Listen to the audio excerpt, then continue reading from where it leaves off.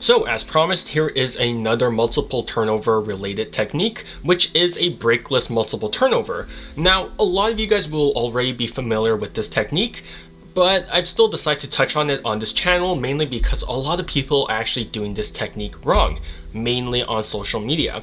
The problem with bad performances on social media is that when people actually see those performances, they immediately assume that's how the move is supposed to look, when that's not entirely the case, because maybe they misread it, maybe they saw someone else do it wrong and then they tried to emulate it too, and then the whole like bad handling of things just spreads around like wildfire. And that's why I decided to make this video, just to solve a couple of things regarding this move, because a lot of people just don't do it correctly, and I've seen it floating around on social media not done correctly as well. So finally, another video with a straightforward history section. Now, the move will have its roots in the strike double, which is already like a move that I made a video for, so you can go ahead and check it out. Richard Kaufman also says that this move has some similarities with Ken Krenzel's The Natural Double Lift, which was published in the Card Classics of Ken Krenzel back in 1978, written by Harry Lorraine. But the core mechanic of the move, which is basically just this flourishy convincer, it basically just stems from one magician and one magician only, Derek Dingle. The first time that this move has actually been published is in Additional Deceptions back in 1975, which is Derek Dingle's second lecture notes. But the main place where people have actually known where this move comes from is actually from the complete works of Derek Dingle back in 1982, written by Richard Kaufman. So it's actually kind of interesting as well. So Richard Kaufman actually said this about the move, quote, "This is Derek's favorite lift, the one that he always uses," unquote. So please, if you do intend on using this move and showing it around, please do treat it properly. Please learn it properly. Don't just do the move improperly like you see a lot of people do on social media. Please treat it well, because again, well, you should treat every move that you come across well, right? You should give it the proper respect that it deserves. But, you know, since this is someone's favorite move, you might as well put a bit more extra effort into it and learn it properly and do everything correctly. So that's about it for the history section behind the DD double lift. So here are the main mechanics behind the DD double lift, which just stands for Derek Dingle. So your left hand is holding the deck in a regular dealer's grip, like so. Your right hand then approaches the deck, palm down, and the right side, over here, of the pad of your ring finger is going to contact the upper right corner of the deck, just like so.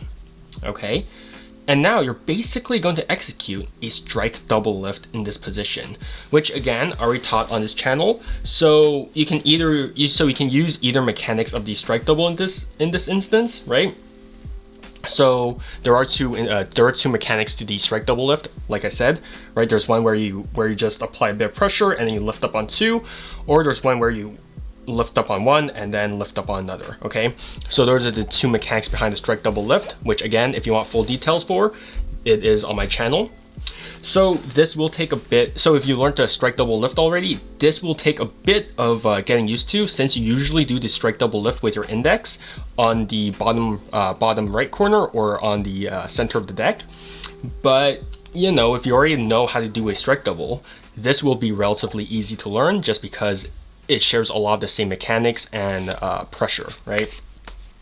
So I'll just briefly go over a version here, but again, if you want the full explanation, the video will be in the info card.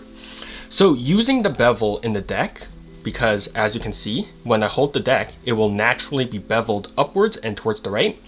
Using this bevel, depending on the amount of pressure that I apply on the top right corner of the deck, you can pick up a varying amount of cards, okay? So if I apply a very light pressure, I can only lift up on one card. If I apply more pressure, because the flesh of the pad of my fingers just sort of sinks in deeper into the corner of the deck, like so, right? There, I can just directly pick up on two. If I apply even more pressure, I can pick up on four, right? So you're gonna have to find the sweet spot of how much pressure you're applying on this upper right corner with the pad of your right ring finger, right? So once you find that sweet spot, you can then directly lift up on two cards, like so, okay? So that's just a brief explanation for the strike double lift in this instance, right? So you just have to find a sweet spot for this particular move. But anyways, once you find that sweet spot, you're going to apply a bit of diagonal pressure. You're going to hold the card in between of your ring finger to the bottom left corner, which is the fat of your thumb. This point is actually extremely important because it will act as a pivot point.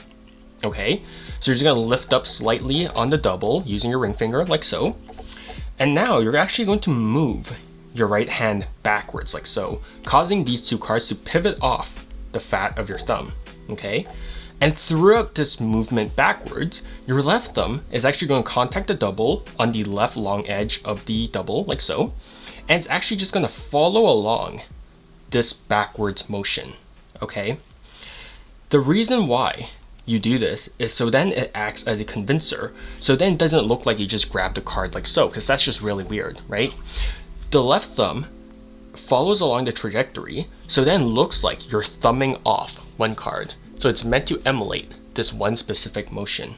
But once you have the card pivoted about a 30-degree angle like so, you're going to lift up the double above of the deck like so.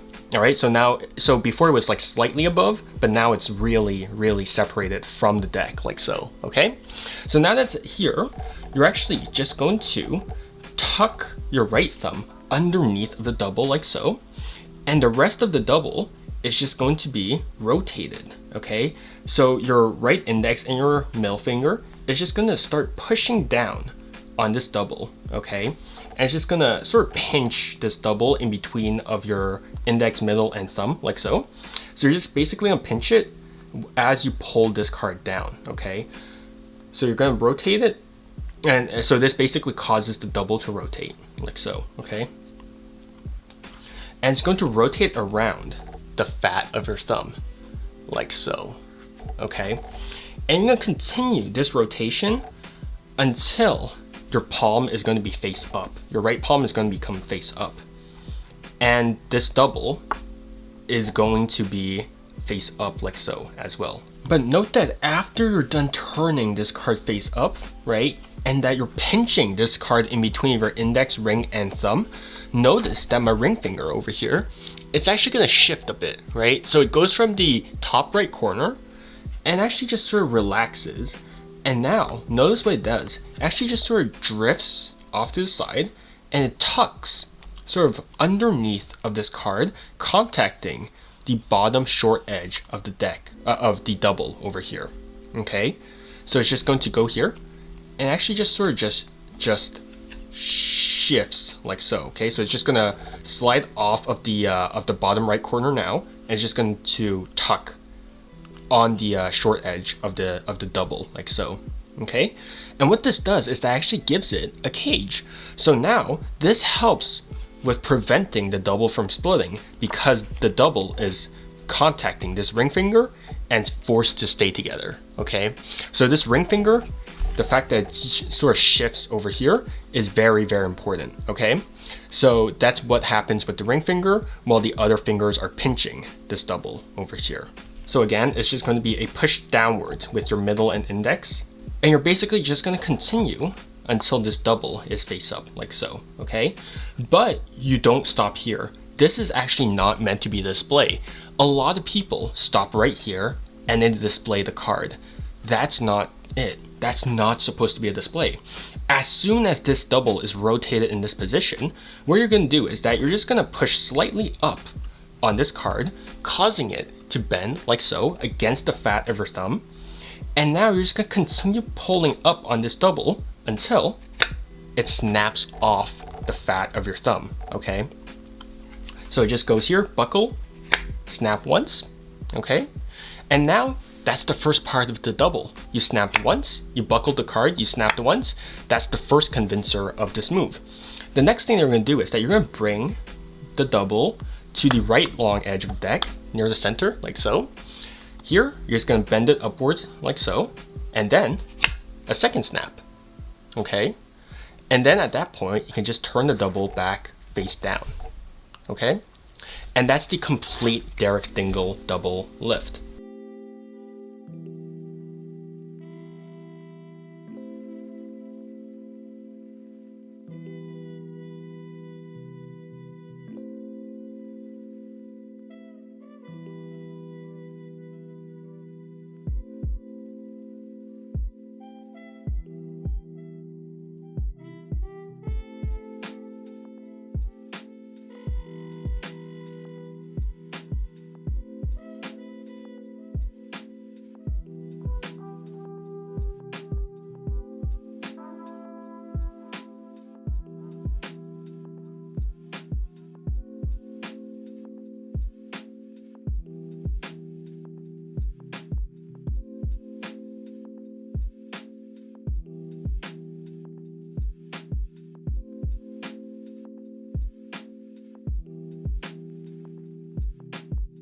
Now, if you're having trouble with the cards, right, because there is a chance that they can actually separate over here, right, what you want to do is that as you actually start to buckle these cards, what you want to do is that you want to pinch these cards in between of your index, middle, and thumb. Okay, so you really want to pinch them. You don't want to hold them too lightly, because if you hold them too lightly, there's a chance that these cards actually just separate.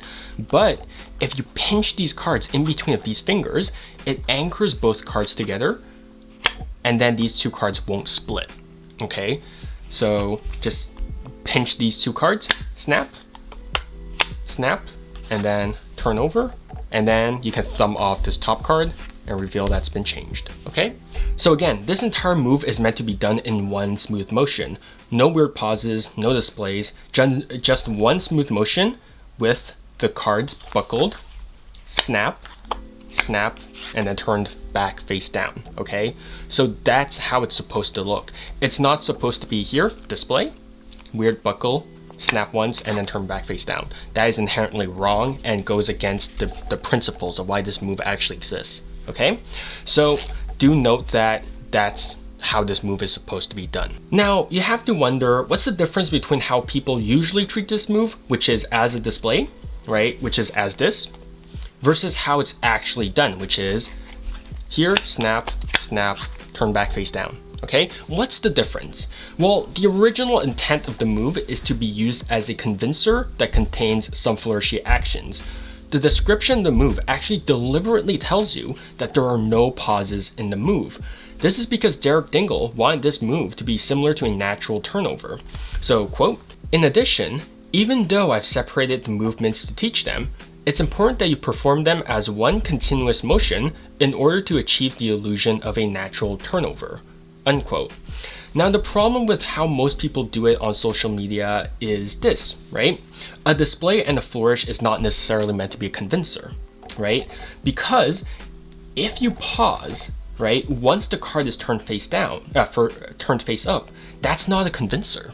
This is not inherently a convincer. This convinces no one. This just looks really stupid because you're just doing this and you're just like, look at this, right? This is not a convincer. Okay, this just looks stupid and misses the point of the turnover. Because it's meant to be it's supposed to emulate a natural turnover action, right? It's just supposed to be this, snap, snap, done, right? If you just pause here, there's no convincing. There's no, this is just a display. But if you do this, snap, snap, right? The snaps are inherently meant to convey the fact that it's one single card, because no one would be handling these two cards so flimsily, right? So this double snap is meant to convey the fact that this is one card. This does nothing, okay? So that's why it's two snaps and not pause, snap, turn back around, okay? So that's the difference between those two handlings. So if you're interested more in the DD double lift, there are two sources that I can point you towards. The first one is, of course, the complete works of Derek Dingle, written by Richard Kaufman. Of course, that's where this move comes from. So Derek could have a whole bunch of other routines by Derek Dingle. So yeah, if you enjoy the style of maybe move and sort of playing around with cards, then that's where you should look. There's also the card classics of Ken Krenzel, written by Harry Lorraine. So that's where the move that sort of shares some roots with this move is located in, so you can go ahead and look at that as well. Ken Krenzel has a lot of very fun mechanical moves, so I'm sure that if you're a move monkey, you enjoy that book as well. And that's the DD double lift. I really didn't expect to make a tutorial on this move, but just the amount of misinformation on social media concerning this move was just kind of annoying. So please, whenever you see something on social media, whether it's from me or from other people, we're all humans, we can all make mistakes. So please, it's important that you go out of your own way to like do your own research to make sure that it's right and that's true and all that stuff, because it's very easy to get caught up in things and just sort of miss a couple of things, and maybe you can mislearn certain things, right? This move is one of those things, right? One of those things where it's sort of warped and mutated as social media went on, and no one really bothered fixing it. So that's why I decided to make a video on this move, okay? So don't just blindly trust people, don't blindly trust me as well. So I highly encourage you guys to actually check out the sources that I mentioned in the videos, because, well, maybe I just read things wrong, you never know, right? So please treat moves well by giving them the proper respect and proper studying, because yeah, they deserve that. It's been, you know, magic is a very old sort of craft and art, so it's really important that we treat it well and give it the proper respect that it deserves by studying it properly. So I hope that this video does clarify a lot of things regarding the DD double lift. That's a lot of D's, even though they're different D's, but that's besides the point. So yeah, I hope that you guys enjoyed this, and yeah, stay safe, stay healthy, and study well, and all that stuff. And yeah, see you guys next time.